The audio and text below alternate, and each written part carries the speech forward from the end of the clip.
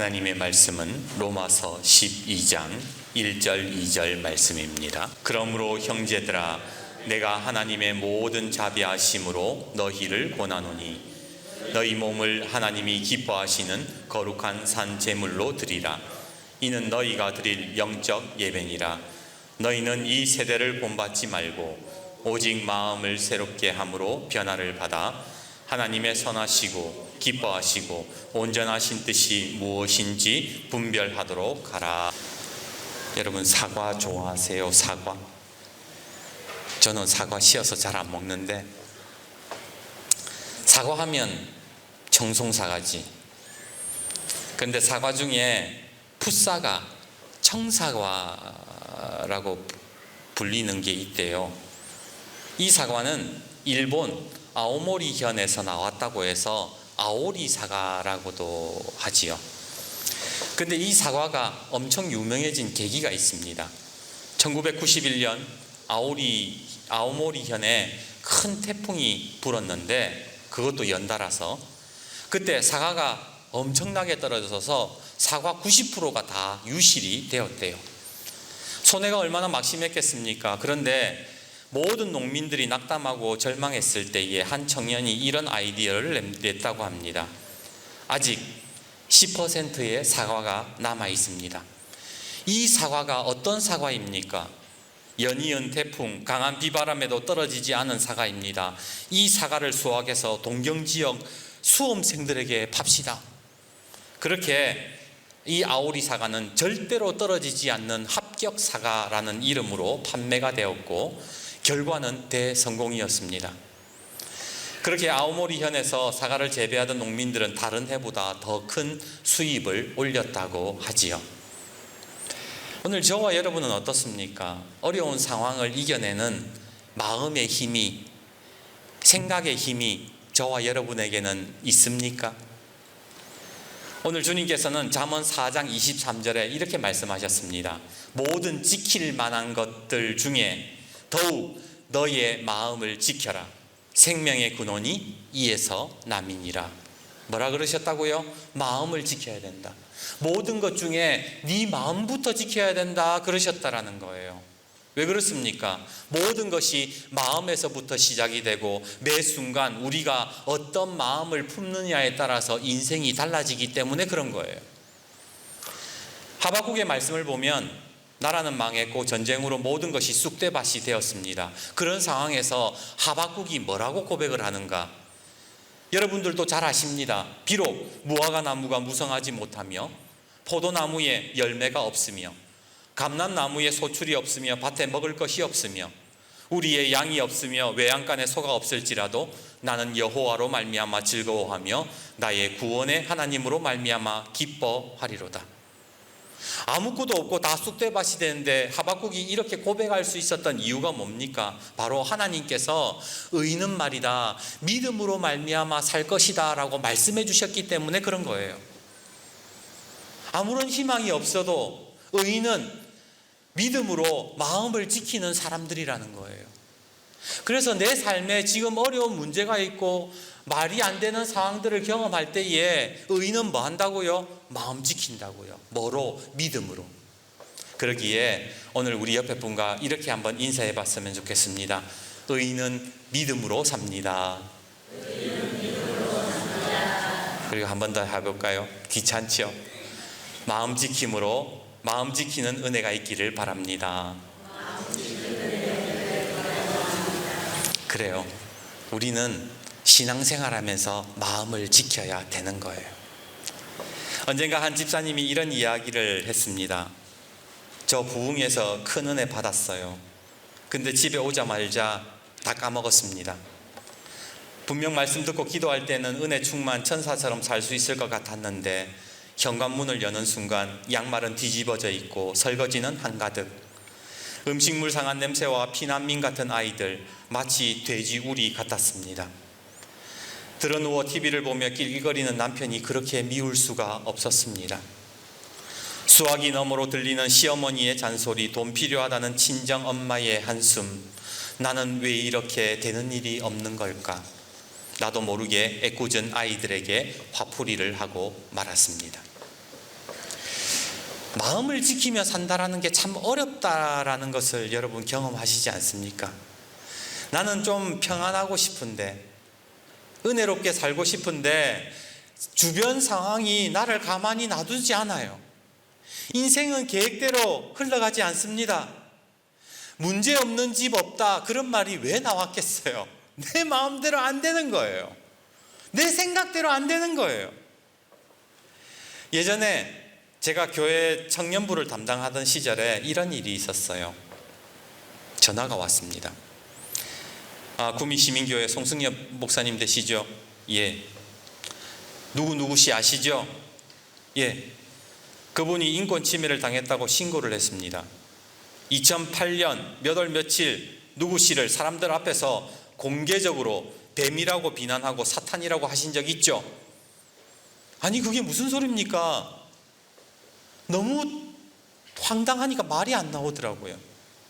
사연인즉 정신분열증을 앓았던 한 여자 청년이 교회에 등록을 했습니다. 대화를 나누며 뭔가 많이 독특하다, 왠지 쎄하다 하는 생각이 들었는데 이런 일이 벌어질지 꿈에도 몰랐지요. 한 번은 설교 중에 창세기 3장에 나오는 아담과 하와 설교를 하면서 뱀을 조심해라, 그렇게 설교를 했는데 그 청년은 자기가 뱀띠라 가지고 자기 보고 공격을 했다라고 받아들인 겁니다. 저 목사가 내가 뱀띠인 걸 어떻게 알았지? 많은 사람들 앞에서 자기를 뱀이라 했다, 자기를 조심해라, 해라, 그렇게 공격을 했다라는 겁니다. 그 전화를 받는데 감정이 주체가 안 돼요. 정말 억울하고 분하고 이런 상황에서 내가 지금 어떻게 해야 되지?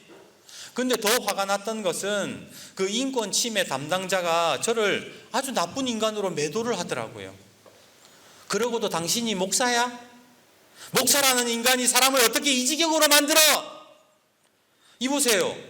저는 그런 설교를 한 적도 없고 그 여자를 뱀이라고 한 적도 없습니다. 이런 식으로 나오면, 그래요, 이런 식으로 나오면 우리 경찰에 고발할 수밖에 없습니다. 고발합니다. 그럼 고발하시던가요? 나중에 알게 된 사실이지만 처음에는 교회에 문제를 제기하겠다, 고발하겠다 난리를 치다가 자기네들도 그 청년이랑 대화를 해보니까 이상하다라는 것을 알게 됐던 거예요. 진술이 앞뒤가 맞지 않고 상담자가 해주는 사람에게 그 상담해주는 사람도 상처를 받았다 그래가지고 고발한다 그러니까 이게 더 이상 진행이 안 됐던 겁니다. 와, 살다 뭐 이런 일이 다 있지. 나는 설교만 했을 뿐인데, 나는 정말로 목사로서 그 청년들을 사랑하는 마음으로 설교만 했을 뿐인데 왜 나에게 이런 일이 일어나지? 그런데요, 진짜 황당한 것은 그 여자 청년이 몇 달 후에 다시 교회에 나왔다라는 거예요. 아니, 그 난리를 쳐놓고 어쩜 저렇게 태연하게 교회에 나와서 앉아 있는 거지? 아무렇지 않게 앉아 있는 저 인간을 볼 때마다 자꾸만 분노가 솟아오릅니다. 또 언제 나를 공격할지, 또 언제 고발할지 어디 무서워서 설교하겠습니까? 말씀을 볼 때마다 자꾸만 예수님은 나에게 어려운 요구를 하셨습니다. 또 내 이웃을 사랑하고 내 원수를 미워하라 하였다는 것을 너희가 들었으나 나는 너희에게 이르노니 너희 원수를 사랑하며 너를 박해하는 자를 위하여 기도하라. 내 감정이 해결이 안 된다고요. 나는 저 인간과 말도 섞기 싫은데 왜 자꾸 나에게 불가능한 일을 자꾸 요구하시는 겁니까? 한 달을 발버둥 쳤어요. 그리고 어느 날 성령님이 이런 말씀을 주십니다. 로마서 12장 2절. 너희는 이 세대를 본받지 말고 오직 마음을 새롭게 함으로 변화를 받아 하나님의 선하시고 기뻐하시고 온전하신 뜻이 무엇인지 분별하도록 하라. 그때 제 마음에 크게 와닿는 말씀이 뭐냐면요, 오직 마음을 새롭게 함으로 변화를 받아라. 오직 마음을 새롭게 함으로 변화를 받아라. 이 말씀이 제 마음에 탁 박히는 거예요. 그래서 깨달아지는 것이, 마음을 지킨다는 것은 마음을 새롭게 하는 것이구나. 내 감정 내가 컨트롤해야지. 내가 이 상황을 어떻게 참아서 넘겨야지. 내가 어떻게 조정해봐야지. 그렇게 되는 것이 아니라 마음이 새로워져야 내 마음을 지킬 수 있다는 것을 깨닫게 되었던 겁니다. 그렇습니다. 분노로 가득 찬 내 마음, 누군가를 미워하고 통제가 안 되는 감정들, 이것을 해결하는 방법은 마음이 새로워지는 방법밖에 없다라는 것을 깨달아졌던 겁니다. 성경에 나오는 믿음의 사람들을 보면요, 수없는 인생의 굴곡을 겪었습니다. 그들은 억울한 일도 당했고 감당하기 힘든 슬픔도 겪었고 눈물을 흘렸습니다. 그럼에도 불구하고 그 사람들은요, 다 견뎌내고 이겨내는 것을 발견하지 않습니까? 이삭은 계속해서 우물을 빼앗는 블레셋 때문에 골머리를 썩었습니다. 야곱은 자기를 죽이려는 형 에서 때문에 한 하루도 평안할 날이 없었어요. 요셉은 형들 때문에 인생이 망가졌고, 다윗은 사울이라는 인간 때문에 십수년을 숨어 지내야 했고, 아들 압살롬에게 배신을 당했습니다. 욥은 이유 모를 고난을 당했으며 예레미야는 비난을 받았고 사자굴에 갇혔습니다. 예수님의 제자들 또한 미움을 받고 죽임을 당했고 모두가 하나같이 고난을 받았습니다. 하나같이 다 억울했어요. 분하고 고통스러웠습니다. 괴로웠습니다. 그럼에도 불구하고 아무도 하나님을 원망하지 않더라고요. 분을 품거나 자기를 괴롭힌 사람에게 보복하지 않습니다. 왜 그들이라고 감정이 없었겠습니까? 왜 그들이라고 대갚아주고 싶은 마음이 없었겠냐고요. 그럼에도 그들은 어떻게 했다고요? 마음을 지켜냈다라는 겁니다. 이 사람들이 어떻게 마음을 지켜냈을까? 바로 그들의 마음이 날마다 새로워졌던 것은 아니었을까요? 그들은 이 세대를 본받지 않았습니다. 오직 마음을 새롭게 함으로 변화를 받아서 하나님이 기뻐하시고 온전한 뜻이 무엇인지를 분별하면서 살았다는 거예요. 그래서 그들은 믿음의 조상들이 되었습니다. 그리고 성경의 기록이 되었습니다. 그렇다면 오늘 예수를 믿는 우리들도 이 믿음의 조상들을 보면서 우리가 무엇을 깨달아야 되겠습니까? 마음 지킴은 곧 마음을 새롭게 하는 것이구나 라는 것을 깨달아야 하는 것이죠. 그렇다면 여러분, 우리가 어떻게 해야 마음이 새로워질까요? 어떻게 마음이 새로워지고 하나님의 뜻을 분별하고 하나님이 기뻐하시는 일들을 감당할 수 있겠습니까? 언젠가 불치병을 앓던 한 청년의 글을 읽은 적이 있습니다. 제가 읽어드릴게요. 저는 진행성 근위 영양증이라는 불치병을 앓고 있습니다. 쉽게 말하면 온몸의 근육이 점점 힘을 잃어 굳어가는 병입니다. 이 병은 지난 22년 동안 내 삶에서 참으로 많은 것을 빼앗아 갔습니다. 저는 초등학교 6학년 무렵부터 걸을 수 없게 되었습니다. 그리고 혼자서는 아무것도 할 수 없는 1급 지체 장애자가 되고 말았지요. 저희 가족을 비롯한 저를 알고 있는 수많은 사람들의 눈물의 기도에도 불구하고 병은 점점 더 악화되어 가고 있습니다. 숨쉬는 것이 어렵고 최악의 경우 호흡 근육 마비로 인해 어느 날 갑자기 세상을 떠날 수도 있다라는 두려움과 절망이 저를 짓누르고 있습니다. 하지만 그럼에도 이 병이 빼앗아가지 못하는 것이 있습니다. 그것은 바로 우리 하나님 아버지의 선하심을 바라보는 믿음입니다. 고통당하는 자들만이 볼 수 있는 주님의 얼굴을 저는 보았습니다. 고통 중에서 절망의 눈물을 흘릴 때에 저를 주목하시는 주님의 눈을 보았습니다. 그리고 그 은혜로 저는 새롭게 우는 법을 터득하였습니다. 나와 함께 고통당하시는 주님과 함께 우는 법을. 이제 저의 병은 누워서 잘 수 없을 만큼 진행되어 버렸습니다. 몇 달 전부터는 앉아서 자고 있습니다. 누워서 잘 수 있다는 것이 얼마나 큰 복인 줄 몰랐습니다. 저는 잠자리에 들어야 하는 시간이 다가올수록 두려워하고 절망합니다. 더는 이 고통과 싸우는 치열한 삶을 감당할 수 없을 지경이 되었습니다. 그럴 때마다 하나님은 믿음의 끈을 붙잡을 수 있는 은혜를 주셨고, 고통당하는 자들만이 볼 수 있는 주님의 얼굴, 영혼의 눈이 열려 하나님의 아름답고 찬란한 영광을 보게 하셨습니다. 내 아들아 고생했다. 내 아들아 수고했다. 그렇게 하나님 아버지는 저를 항상 안아주고 계셨습니다. 그리고 그때 저는 새롭게 웃는 법을 터득하였습니다. 이 청년이 고백하는 게 뭐냐면, 하나님으로 말미암아 우는 법을 깨달았고 하나님으로 말미암아 웃는 법을 깨달았다라는 거예요. 제 영혼 깊은 곳에서 솟아나는 하늘의 기쁨과 감당할 수 없는 십자가의 사랑이 제 삶을 살게 하는 원천이 되었습니다. 저는 여전히 앉아서 잡니다. 하지만 오늘도 저는 아버지의 영원하신 팔에 안겨 웃을 수 있습니다. 제가 이 글을 쓰는 이유는 내가 받은 이 기쁨과 은혜를 나누기 위함입니다. 제 주위의 많은 사람들 역시 그들 나름대로의 크고 작은 고통을 안고 살아가고 있습니다. 그때 세상이 줄 수 없고 오직 주님만이 주실 수 있는 기쁨을 여러분들도 깨닫기를 원합니다. 비록 제 몸이 온전치 않고 불편할지라도 제 생이 다하는 그날, 제가 저 천성의 12진주문을 지나 우리 하나님 아버지의 영광을 온전히 보며 기쁨으로 뛰노는 모습을 생각해 봅니다. 그러니 다시 주님을 바라보십시오.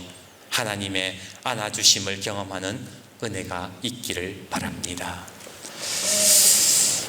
김정함이라는 청년이 쓴 글입니다. 비록 불치병을 안고 매일같이 절망과 고통에 빠지지만 날마다 하나님을 통해서 그의 마음이 새로워진다라고 고백을 하고 있어요. 하나님을 원망할 법도 한데 날마다 새로워진 마음으로 하나님의 영광을 바라보고 있습니다. 오늘 저와 여러분은 어떠세요? 하나님의 마음이 새로워져서 하나님을 바라보고 계십니까? 나의 주어진 상황 속에서 내 마음을 지켜가면서 그렇게 하나님을 바라보고 계십니까? 저는 오늘 설교 제목을 일신우일신이라고 정했습니다. 일신우일신이라는 말은 날일, 세신, 또우, 그리고 날일, 세신. 그러니까 날일, 세신, 일신이라는 말은 날마다 새롭다라는 거예요. 우는 또우자예요. 그러니까 날마다 새롭고 또 날마다 새롭다. 이것이 일신우일신이라는 거예요. 오늘 우리가 하나님의 은혜에 거한다라는 것은 마음이 새로워지는 것을 의미합니다. 상황은 바뀌지 않고 상황은 달라진 것이 없지만 내 마음이 새로워지기 시작하면 그때부터 하나님의 뜻이 무엇인지를 분별하게 되는 시간들이 찾아오게 된다라는 거예요. 내 마음이 변하지 않는 상황 속에서, 내가 원망과 불평을 하는 상황 속에서는 하나님의 온전하신 뜻을 분별할 수가 없어요. 그런데 마음이 새로워지면요, 그 순간부터 하나님의 기뻐하시고 하나님의 기뻐하시고 온전하신 뜻이 무엇인지를 깨닫게 되는 것이지요. 마음이 바뀌지 않으면 여전히 부정적인 감정과 그 마음에 매몰이 되어서 우리는 예배자로 살아갈 수가 없습니다. 하지만 새로워지기 시작하면 거기에서 하나님이 기뻐하시는 온전한 뜻을 발견하게 되는 것이지요. 이제 말씀을 맺습니다. 시편 127편 1절은 이렇게 말씀합니다. 여호와께서 집을 세우지 아니하시면 세우는 자의 수고가 헛되며 여호와께서 성을 지키지 아니하시면 파수꾼의 깨어있음이 헛되도다. 여기에서 집을 내 마음의 집이라고 생각해 보십시오.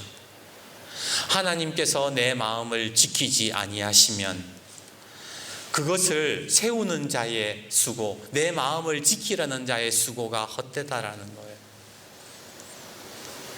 하나님이 내 마음에 거하시지 않으면 아무리 깨어 있어도 깨어 지키려고 해도 다 헛될 뿐입니다. 나도 모르는 내 마음 하나님이 붙잡아 주셔야 되는 거예요. 그러기에 하나님께 기도해야 됩니다. 이 주일날 하나님, 내가 하루에도 수십 번씩 내 감정이 요동칩니다. 내 마음이 이랬다 저랬다 어떤 결정도 못하고 내 마음이 이리저리 흔들릴 때가 너무나도 많습니다. 이 시간 하나님께서 내 마음의 주인이 되어 주셔서 내 마음을 지켜주시옵소서. 하나님께서 내 마음 가운데 찾아오셔서 날마다 나의 마음을 새롭게 하여 주시옵소서. 그렇게 기도하는 사람이 곧 이 시대에 하나님의 뜻을 분별하며 그리고 이 시대의 영적인 예배자로 설 수 있게 되더라는 거예요. 하나님의 은혜를 구하고 안아주심을 바라십시오. 그럴 때 우리는 이 세대를 본받지 않고 마음을 새롭게 함으로 변화를 받아 하나님이 기뻐하시는 뜻을 분별하게 되며 영적인 예배자로 서게 될 줄 믿습니다. 마음이 새로워지기 시작할 때에 사랑이 시작됩니다. 마음이 새로워지기 시작할 때에 인내할 수 있습니다. 마음이 새로워지기 시작할 때에 예배가 되고 마음이 새로워질 때에 기도가 시작이 됩니다. 그러기에 마음이 새로워지기를 기도하시고 또 기도하십시오. 일신우일신하는 은혜를 구하십시오. 그래서 날마다 새로워져서 영적인 예배자로 하나님의 뜻을 분별하며 지금을 이겨나가는 저와 여러분이 되시기를 주님의 이름으로 축복합니다. 기도하겠습니다.